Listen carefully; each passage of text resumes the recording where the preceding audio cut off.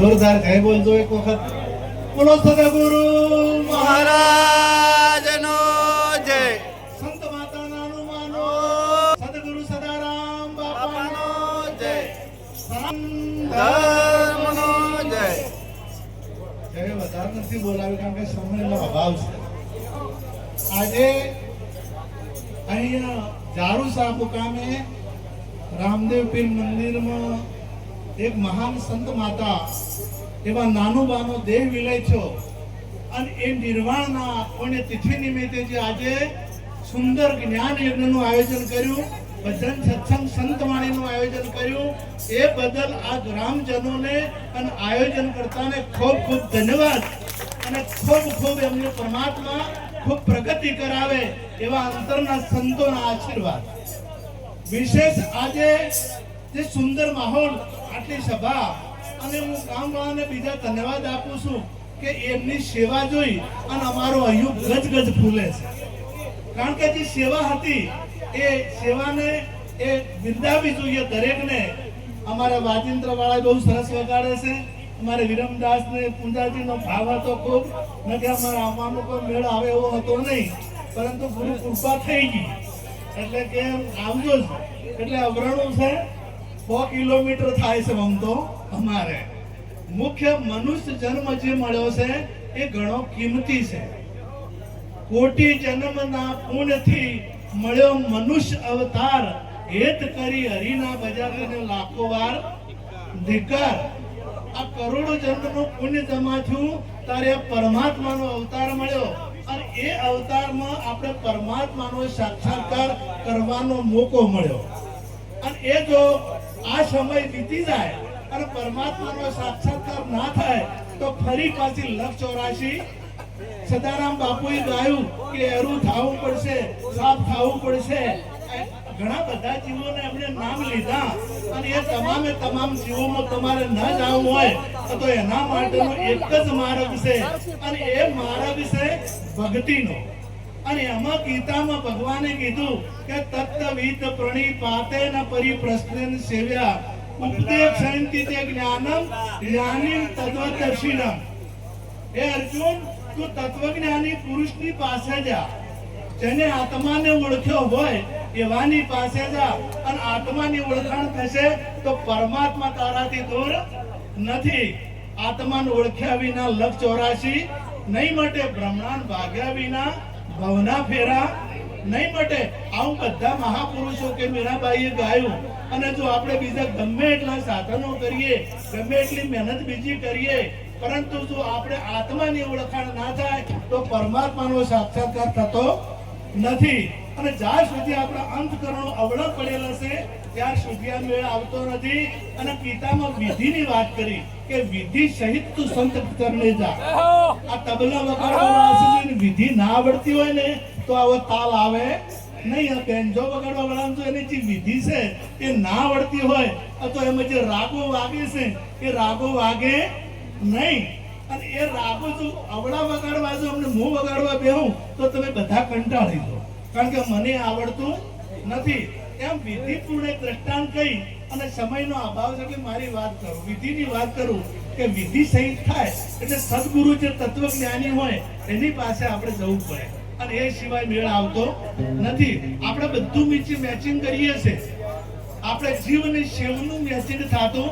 અમારી બાજુ ડીસા છે, ડીસાની દુકાનમાં એક દાડો બેઠો હતો અને એક બેન આયા 10-15 સાડીઓ લાવેલી અને પછી પેલો બ્લાઉઝનો પૂંજાજી થપ્પો ઉતાર્યો અને ઉતારીને વેપારીને કીધું કે મને આપી દો આખો થપ્પો. એટલે અમે ભેળું કરી કેટલાય ફેંકી દીધા પણ હું એને મેળ આવે ના. મેં કીધું શું કરે છે આપણે ભેળું કરે છે કે મેચિંગ કરે છે. મેં કીધું મને ઘેર મેચિંગ છે કે 3 વર્ષથી એને બેઠી છે. અહીંયા તો મેચિંગ કરવાનું તો કરતી નથી અને જો મેચિંગ નહીં કરવાનું એ દિવાકો ઉડાડે. તમારે મેચિંગ ના આવે તો વાગે હે? અને જો તમારા ઘેર પતિ પત્નીનું મેચિંગ હોય ને તો સંસાર સુખેથી આવે, નકર કોઈ દાડો મેળ આવે. ભાઈ બહેનનું મેચિંગ હોય, ભાઈ ભાઈનું મેચિંગ હોય, માતા પિતાનું મેચિંગ હોય, ગોમનું મેચિંગ હોય તો એ સ્વર્ગ થઈ જાય. એટલે જીવ શિવનું મેચિંગ થાય, જીવ શિવની એકતા થાય તો પરમાત્મા સર્વભૂત સ્થાનમ સર્વભૂતાની ચ આત્માની ઈક્ષતે યુક્તાત્મા સર્વત્ર સમદર્શિનમ. आए हैं कुछ भेद लेने भेद लेकर जाएंगे, कुछ नहीं थे फिर कुछ के कुछ हो जाएंगे. आए हैं कुछ भेद लेने भेद लेकर जाएंगे, गुण नामों का क्या पता है गुण थे गुण हो जाएंगे. आए हैं कुछ भेद लेने भेद लेकर जाएंगे. એટલે વિધિ સહિત તમે ગુરુના શરણે જો તો મેળ આવે. દ્રષ્ટાંત કહું, આપણે અહીંના એક ગામડાના પતિ પત્ની ભણેલા બહુ અને સારી નોકરી પતિને અને સિટીમાં રહે, ગુજરાતી વાપરજો, સિટીમાં રહે બે પતિ પત્ની, બે બંને સિટીમાં રહે, કોઈ નાનું બાળક નહીં, કોઈ સાથે નરદ કે કોઈ બીજું નહીં, અને બધા મા બાપ ગામડે રહીને બે જણા સિટીમાં રહે. એટલે પતિ પત્નીને ખૂબ દાડો તો ઝઘડો થાય ને તમારે થયા છે ને અમારે થયો, અમારે થયો ને તમારે થયા છે. ખૂબ દાડો બોલા ચાલી થાય ને એમ કરો ને, ગમે એટલો પ્રેમ હોય, ગમે એટલું એ હોય, કોઈ પૂજાથી નહીં પૂછો એ નહીં થાય.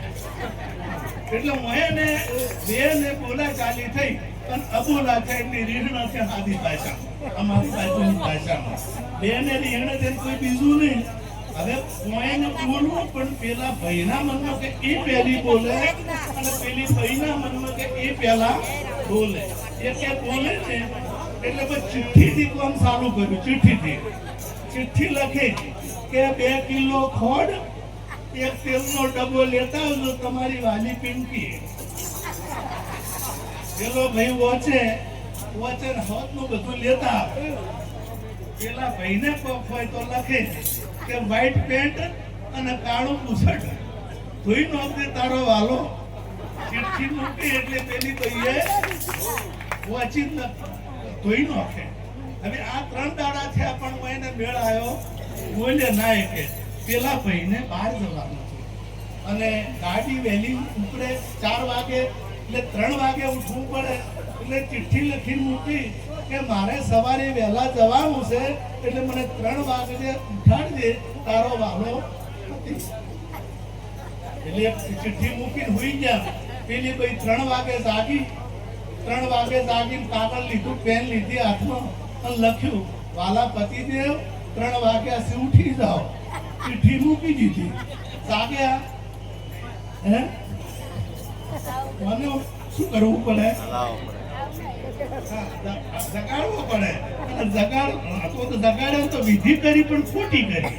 કહેવાનો મતલબ કે વિધિ કરી પણ ખોટી કરી. એટલે પેલો જાગ્યો નહીં. આ જીવને જગાડવો હોય ને, જાગજે જીવડા જાગજે તારું જીવન ઊંઘમાં જાય, તો સાચી વિધિ કરવી પડે તો જાગે. જૂઠી વિધિઓ તમે ગમે તેમ કરશો તો મેળ આવશે નહીં. એટલે સાચા સંતના ચરણે જાજો અને સદગુરુ ધારણ કરી લેજો. સમય નથી એટલે આટલું બોલી મારી વાણીને વિરામ આપું છું. અને ખૂબ દૂર છે, 6 કિલોમીટર છે, એટલે એમને રજા માંગે છે. જય ગુરુ મહારાજ અને અમારા ગઢવી સાહેબને, પૂજાજીને અને આ તમામ અમારા લક્ષ્મણરામને અને વિરમદાસને બધાનો ખૂબ ખૂબ આભાર કે તમારું ગામ અમને બતાવ્યું, એટલા બધા સંતોનો ભક્તોનો દર્શન કરાયા. એ બદલ ખૂબ ધન્યતા અનુભવું છું. આ ગામ ખૂબ સુખી થાય અને ખૂબ ભણજો અને ભણાવજો. શિક્ષણ અને સંસ્કાર બે હાથે હશે તો મેળ આવશે. એટલે કે ભણેલા કમ્ફર્ટ કરે છે એટલે આપણે નહીં કરતા. જય ગુરુ મહારાજ.